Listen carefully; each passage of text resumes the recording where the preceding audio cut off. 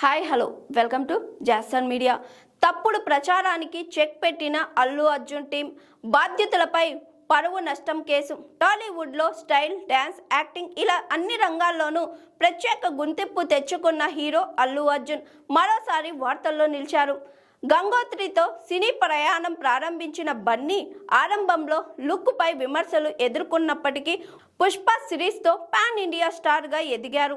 ఎంత ఎదిగినా వినయంతో ఉండటం, అభిమానులతో సన్నిహితంగా వెలగడం ఆయన ప్రత్యేకంగా చెప్పుకుంటారు. ఇటీవల ఫ్యాన్స్తో నిర్వహించిన మీట్లో కూడా ఎలాంటి స్టార్ ఆర్భాటాలు లేకుండా సాదాసీదాగా వ్యవహరించారని అభిమానులు చెప్పుకుంటున్నారు.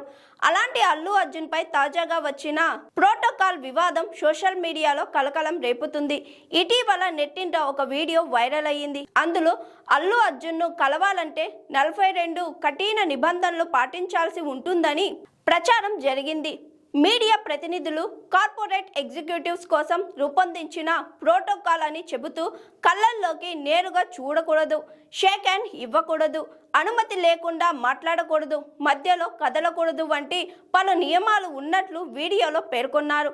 దీంతో కొందరు నెటిజన్లు సెటైర్ వేయగా యాంటీ ఫ్యాన్స్ ట్రోల్స్ ప్రారంభించారు. ఈ ప్రచారానికి కారణంగా రాయల్ ఎన్ఫీల్డ్ మాజీ బ్రాండ్ స్ట్రాటజిస్ట్ కావేరీ బార్వా ఒక పాడ్కాస్ట్లో చేర్చిన వ్యాఖ్యలు నిలిచాయి.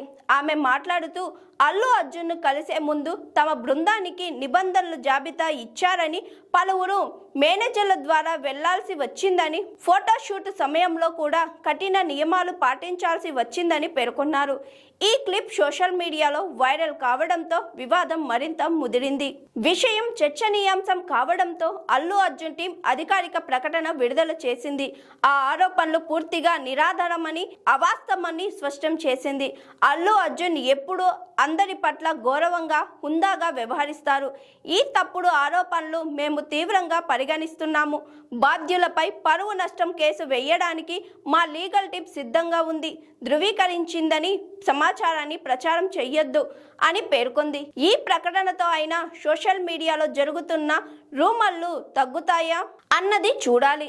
అయితే సినిమాల వల్ల కాకుండా ఒక వైరల్ వీడియో కారణంగా అల్లు అర్జున్ వార్తల్లో నిలవడం ప్రస్తుతం ఇండస్ట్రీలో హాట్ టాపిక్ గా మారింది.